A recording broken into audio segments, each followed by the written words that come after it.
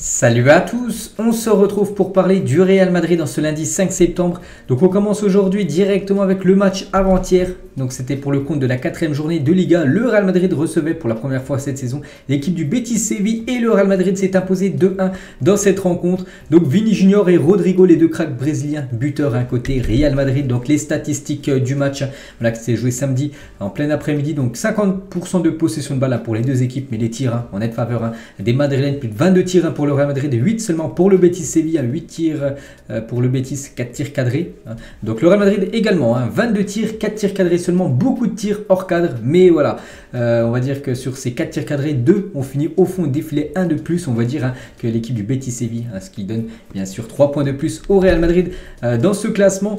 Et c'est vrai que cette équipe du Betis Séville, j'en avais parlé il y a quelques jours, c'est une équipe bête noire du Real Madrid depuis quelques temps, et ça y est, cette mauvaise série a enfin pris fin avant-hier, parce que la dernière fois que le Real Madrid a marqué et gagné contre le Betis Séville au Santiago Bernabéu, c'était en mars 2017 avec une victoire 2-1. Les 5 années qu'on suivi, à chaque fois le Real Madrid n'arrivait pas à battre et surtout n'arrivait pas à marquer le moindre but contre cette équipe du Betis. Ça faisait 5 ans, ça y est, cette mauvaise série est enfin finie avec cette belle victoire 2-1, donc 2 buts inscrits en plus la victoire, donc journée parfaite samedi. Et là, une journal Marca, donc un leader à plein régime, un Real Madrid solide, fait tomber le Betis sous l'impulsion de Rodrigo dans un Bernabéu rendu à la puissance de Tchouaméni. C'est le meilleur départ en Liga depuis 2016-2017 pour le Real Madrid. Et toujours avec les unes, cette fois-ci la une journal As, le Bernabéu continue de faire la fête après avoir battu le Betis. Le Real Madrid se retrouve seul en tête de la Liga avec le plein de victoires. Vini et Rodrigo ont marqué les buts pour les Madrilènes et Tchouaméni a brillé au milieu de terrain. De toute façon, on va parler bien sûr de tout ce qui s'est passé lors de cette rencontre. Et c'est vrai que le Real Madrid sur cette saison, donc les 4 match de Liga plus le match la Super Coupe d'Europe, donc ça fait 5 matchs, 5 victoires, 13 buts marqués, 4 buts encaissés et un trophée, cette Super Coupe d'Europe. Donc un début de saison parfait bien sûr pour le Real Madrid.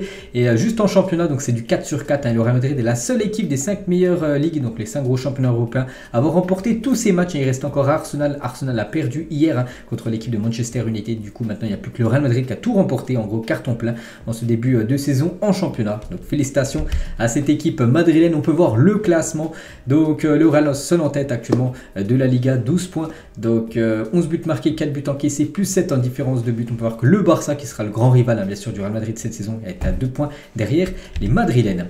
Et le Real Madrid, les gars, donc a débuté une saison de Liga avec 4 victoires lors de ses 4 premières journées pour la 2e fois de son histoire, la 3e fois au cours des 30 dernières années, c'est que c'est très peu, seulement 3 fois au cours des 30 dernières années où le Real Madrid a gagné ses 4 premiers matchs, donc chose faite cette année.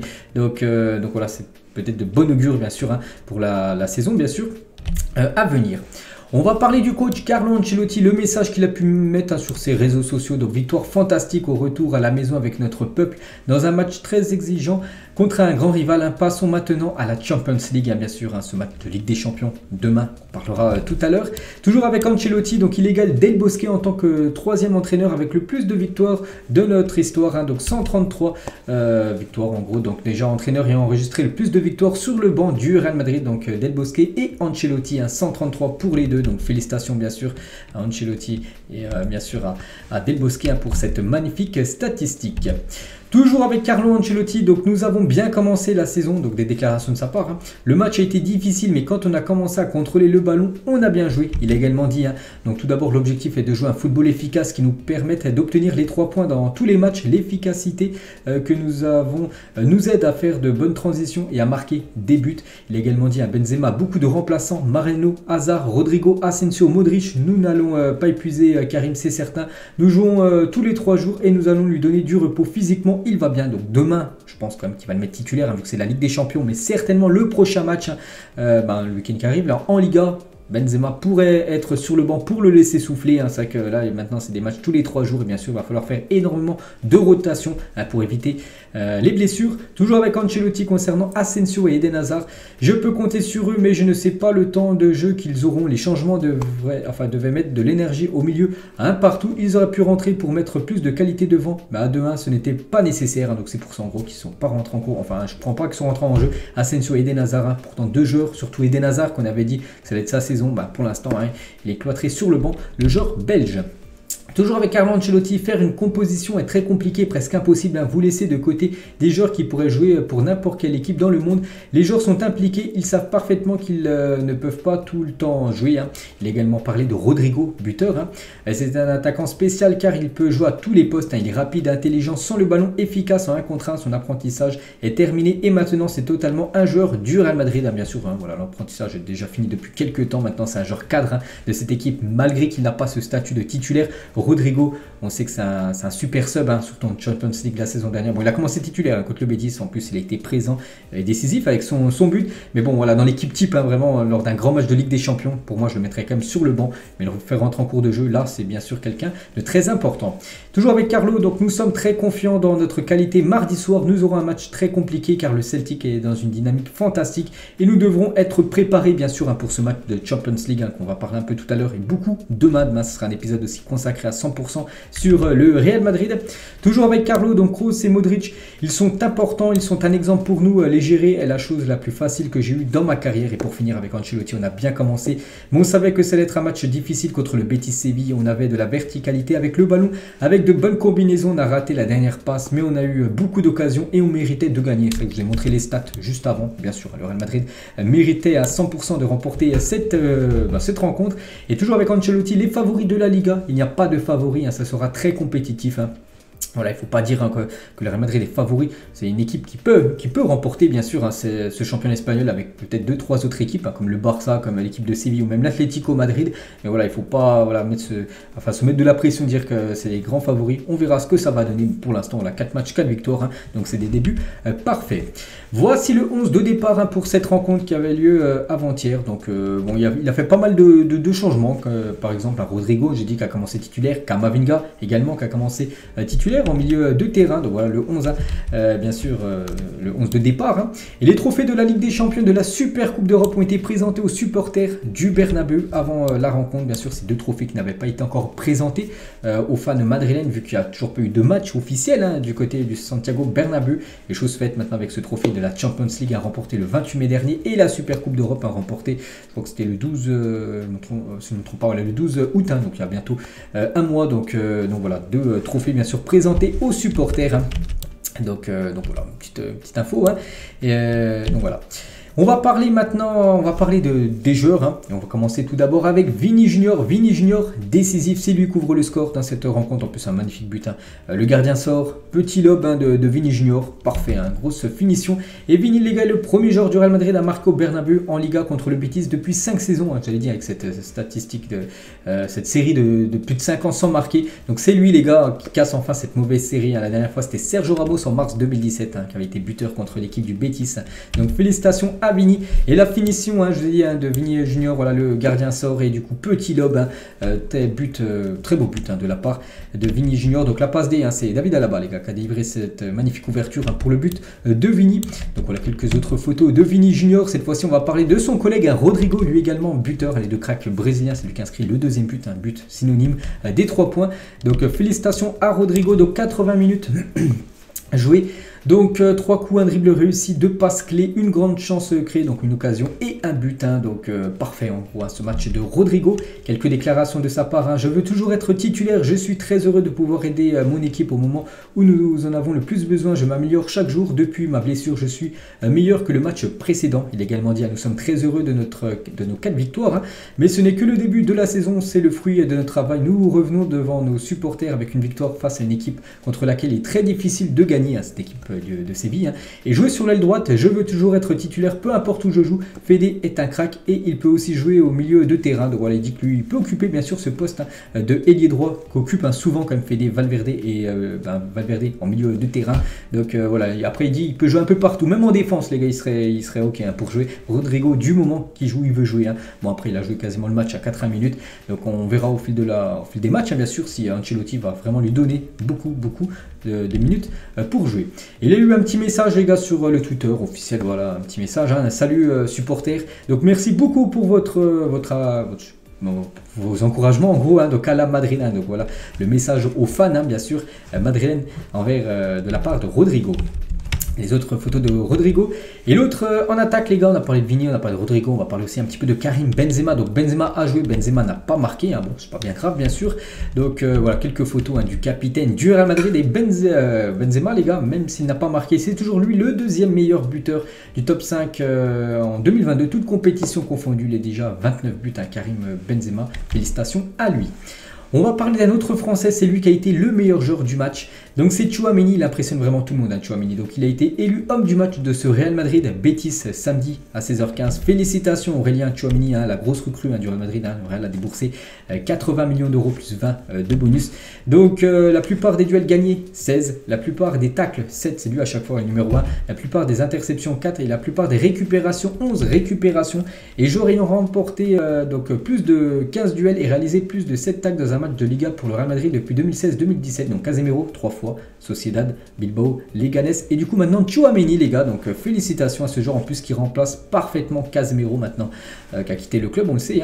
Donc parfait, voilà, c'est le successeur parfait pour l'instant. Il fait un très bon début de saison, Aurélien Tchouaméni. Et les 3 derniers matchs d'Aurélien Tchouaméni avec le Real Madrid, on peut voir sur une application, je crois que c'est SofaScore, je ne me trompe pas. Bref, on peut voir les notes à chaque fois qu'il a eu contre le Celta 8.3, contre l'Espagnol Barcelone 8.8. Et là contre le Betis Séville 8.6 et en plus élu homme du match.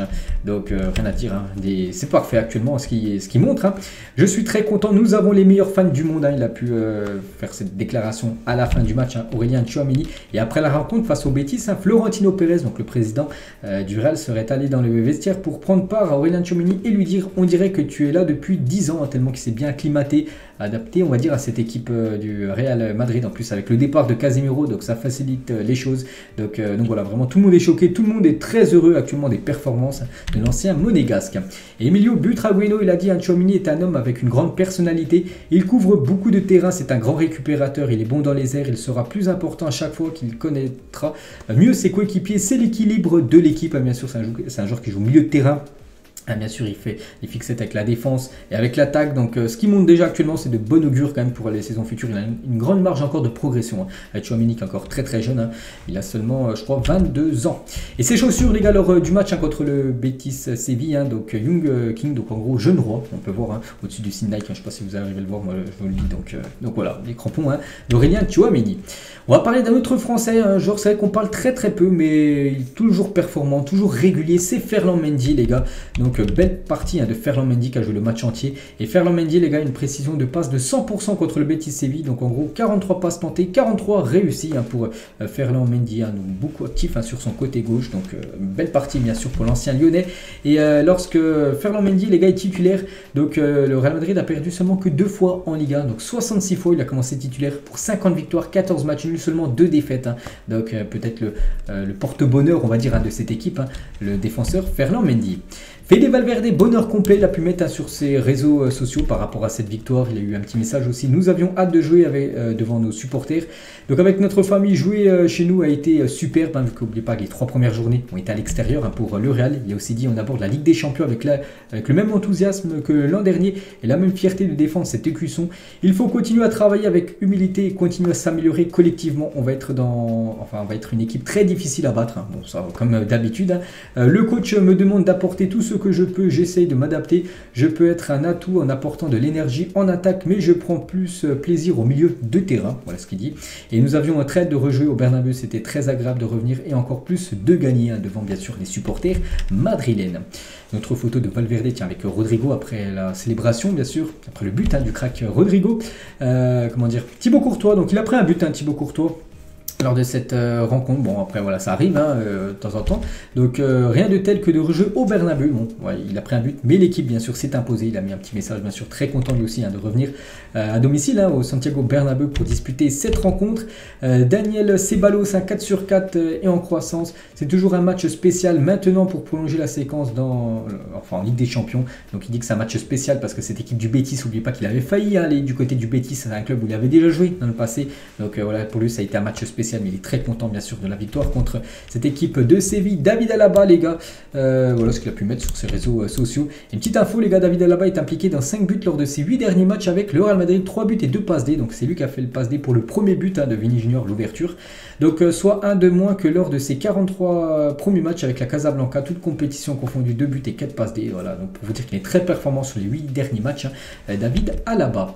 Une petite photo du magicien Luka Modric, donc il a mis un petit message sur Twitter, de retour au Bernabeu lui aussi, très content d'être de retour dans son jardin tout simplement. Les autres photos sur le banc les gars, sur le banc du Real Madrid, donc là bon c'est pas trop les sourires là, c'est peut-être mauvais jour, bref, avec du Asensio, bon Vasquez qui est un habitué, bon qui rentre souvent en cours de jeu, et Eden Hazard, bien sûr on va revenir sur Asensio et Eden Hazard les gars. Donc Hazard et Asensio sont restés au Real Madrid avec l'intention d'avoir du temps de jeu et des opportunités, mais si le début de saison est déjà difficile, le premier match après la fermeture du Mercato, vu que là maintenant c'est fini, face au Betis, ça a été la confirmation qu'ils vont avoir du mal à jouer. C'est vrai qu'Ancelotti dit souvent oui je compte sur eux la saison prochaine, il a fait pas mal de déclarations comme ça, mais pour l'instant il leur donne quasiment aucune minute de temps de jeu ces deux là. Peut-être avec les matchs là tous les 3 jours avec la Ligue des Champions en plus, on pourrait peut-être les voir un peu plus, pourquoi pas les deux être titulaires samedi prochain en Liga, ça bien sûr ça peut le faire, enfin ça sera dimanche prochain à 14 h le prochain match du Real Madrid en Liga. Les autres photos, le Santiago Bernabéu aussi, qui a été photographié par pas mal de fans, vu que ça faisait longtemps, bien sûr, qu'il n'y avait pas eu un match à domicile. On peut voir l'avancée, bien sûr, des travaux. Voilà, pas mal de photos, bien sûr. Et nous avons observé 1 minute de silence en mémoire des socios et des madridistas décédés la saison dernière. C'est pour ça qu'il y a 1 minute de silence avant le coup d'envoi contre le Betis Séville. Quelques changements aussi. Donc, les sièges, les gars. Donc, les sièges, en plus, que je vous montrais tout à l'heure. Attends, on va revenir sur la photo. On peut voir BMW, les gars, sur les sièges. Avant, c'était Audi. Vous savez que Audi et Real Madrid c'est fini, c'est BMW maintenant le nouveau sponsor, on va dire voiture pour le Real Madrid. Donc voilà, tous les sièges ont été changés avec la marque allemande BMW. Et vu que le Bernabeu aussi en travaux, les vestiaires aussi les gars, on fait peau neuve on va dire, voilà, les nouveaux vestiaires du côté du Santiago Bernabéu. Du coup ce match contre le Betis Séville c'est fait, victoire. Donc demain de nouveau un match contre des verts et blancs, cette fois-ci c'est le Celtic Glasgow les gars. Donc demain je ferai un épisode spécial à l'avant-match, tout ça avec toutes les déclarations, les compos probables, tout ça, ça sera demain bien sûr. Donc 2 matchs de Champions League. Donc le prochain match ça sera dimanche prochain, c'est bien dimanche à 14 h en début d'après-midi contre l'équipe de Majorque. Et le prochain match à domicile Ligue des Champions, ce sera le mercredi après à 21 h avec la réception du RB Leipzig. Donc voilà, 3 matchs là en l'espace de quasiment une semaine pour le Real Madrid. Puis après il y aura l'Atlético Madrid, le derby. Donc voilà ce qu'attend bien sûr le Real Madrid pour ses prochains matchs. Concernant ce match demain contre le Celtic, donc le match contre le Betis c'était samedi, donc hier et aujourd'hui les gars il y avait entraînement, donc quelques photos, surtout hier les gars, les photos de l'entraînement le lendemain de la victoire contre l'équipe du Betis Séville. Voilà, par exemple les Brésiliens Vini, Rodrigo, Eder, Militao, même Rudiger, et on peut voir le groupe en gros convoqué pour ce déplacement du côté du Celtic Glasgow demain. Donc quasiment tout le monde est là, je crois que tout le monde est là, il n'y a aucune blessure, enfin aucun joueur actuellement à l'infirmerie qui serait indisponible pour cette rencontre. Et on peut voir que déjà les joueurs, donc c'était là juste avant que je fasse la vidéo, on peut voir ça date d'il y a 52 minutes les gars. Donc les joueurs du Real ont pris l'avion direction Glasgow, direction l'Écosse pour jouer voilà, contre cette équipe. Bien sûr ils vont arriver la veille, donc ce soir il y aura certainement un entraînement, je vous montrerai les photos de l'entraînement dans l'édition de demain. Donc voilà toutes les photos, enfin des joueurs du Real Madrid qui ont pris bien sûr l'avion direction Glasgow. Et on finit les gars cet épisode aujourd'hui avec une info très intéressante concernant Erling Haaland, ce joueur que le Real Madrid voulait lors du dernier mercato, et son père, donc Alf-Inge Haaland, donc le père d'Erling. Pour accueillir Erling, nous avions un critère en tête, qui a besoin d'un numéro 9 parmi les grosses équipes européennes. Donc City était une option parfaite, une option 10 sur 10, parce que Manchester City n'avait pas, enfin ils avaient Jesus, mais bon voilà, il était souvent sur le banc, donc ils n'avaient pas un grand numéro 9. Et du coup c'est pour ça que voilà, City vraiment était une très bonne option pour Haaland pour signer dans ce club. Et le Real Madrid il a dit, donc le père d'Haaland, donc le Real c'était plutôt 5 ou 6 sur 10 en raison de la façon dont Benzema joue actuellement, vu que bien sûr c'est Haaland sera arrivé du côté du Real Madrid lors de ce mercato, et vu ce qu'a donné Karim Benzema la saison dernière, donc c'était un peu compliqué bien sûr pour le faire jouer. Et en plus il a dit aussi, on s'est aussi demandé si Mbappé allait venir, du coup c'est pour ça que c'était seulement 5 sur 10 une arrivée de Haaland du côté de Madrid.